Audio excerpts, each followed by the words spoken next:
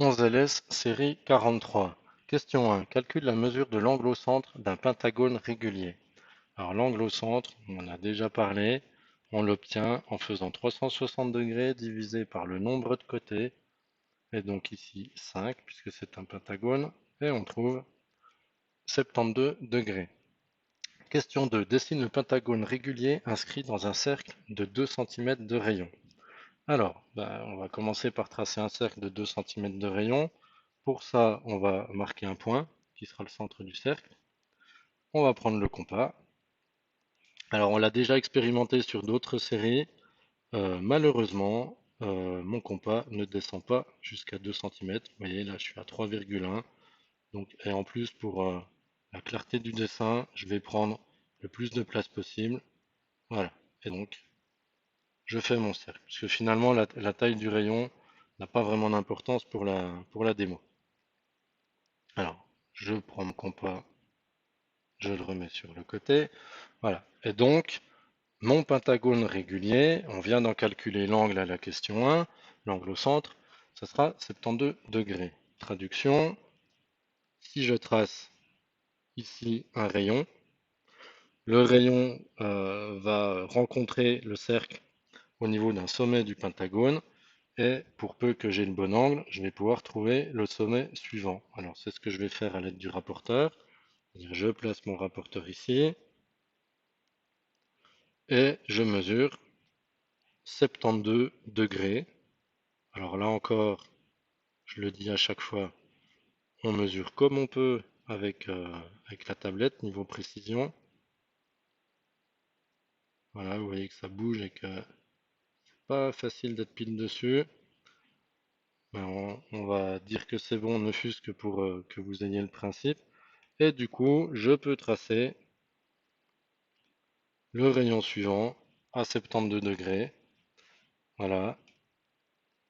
Donc là, à partir de là, on va avoir plusieurs méthodes. C'est-à-dire, alors je peux commencer par exemple par faire un côté de mon pentagone.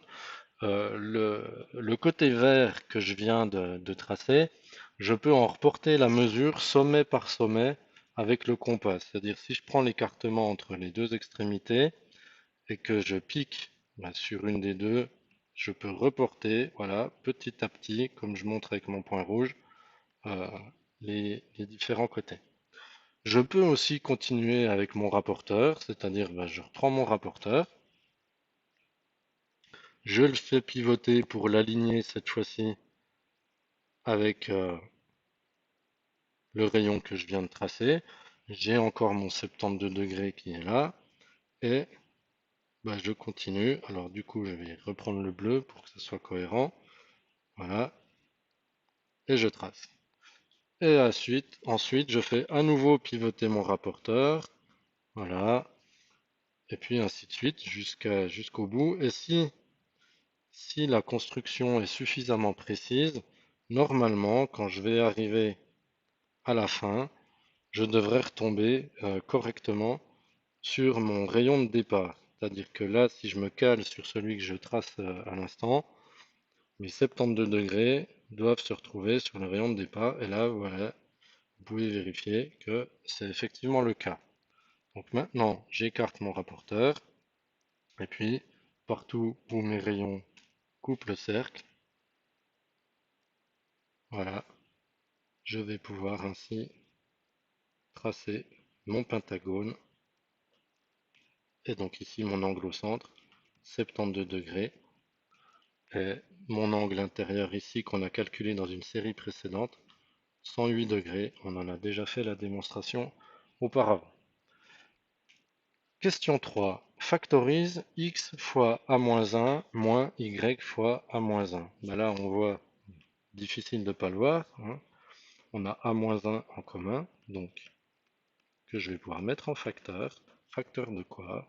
Facteur de x dans le premier terme et facteur de moins y dans le deuxième terme. Et voilà la factorisation. Question 4. C est un cercle de centre O. Quelle est la mesure de alpha?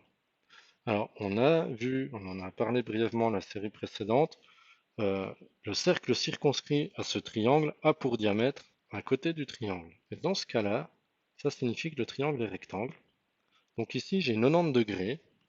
Résultat, pour calculer alpha, je peux faire 180 degrés moins 90 degrés, donc de l'angle droit, moins les 60 degrés qui sont inscrits dans le deuxième angle. Et donc, une fois que le calcul est fait, je trouve alpha égale 25 degrés. Question 5. Hop. 3 facteurs de a plus b moins 3 facteurs de a moins b. On va calculer tout ça. Alors, ça nous fait, pour la première parenthèse, lorsqu'on applique la distributivité, 3a plus 3b.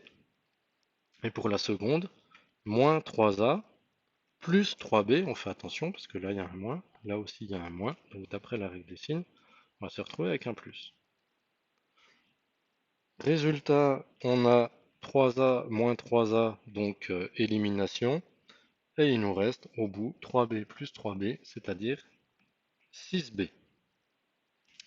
Et pour finir, question 6, construis la tangente au cercle C passant par A. Alors du coup, il faut savoir ce que c'est qu'une tangente. La tangente à un cercle, c'est une droite qui touche le cercle en un seul point. En pratique, la tangente est perpendiculaire au rayon qui correspond à ce point. C'est-à-dire ici, la tangente qui passe par A sera perpendiculaire au rayon OA. Donc la première chose à faire, hein, c'est logique, on va tracer OA, voilà. Ensuite, eh ben, on va sortir notre équerre, puisqu'on a une perpendiculaire à faire. On va la mettre à une taille un peu plus raisonnable. Voilà, hop, on va la pivoter de façon à l'aligner sur le rayon et de façon à ce que le coin de l'équerre soit sur le point A. Voilà, et après, on va mettre en rouge, et après je peux tracer, voilà, ma tangente que je vais prolonger. Donc pour ça, vous glissez l'équerre ou vous reprenez la règle, ou alors vous trichez un petit peu comme moi sur la tablette.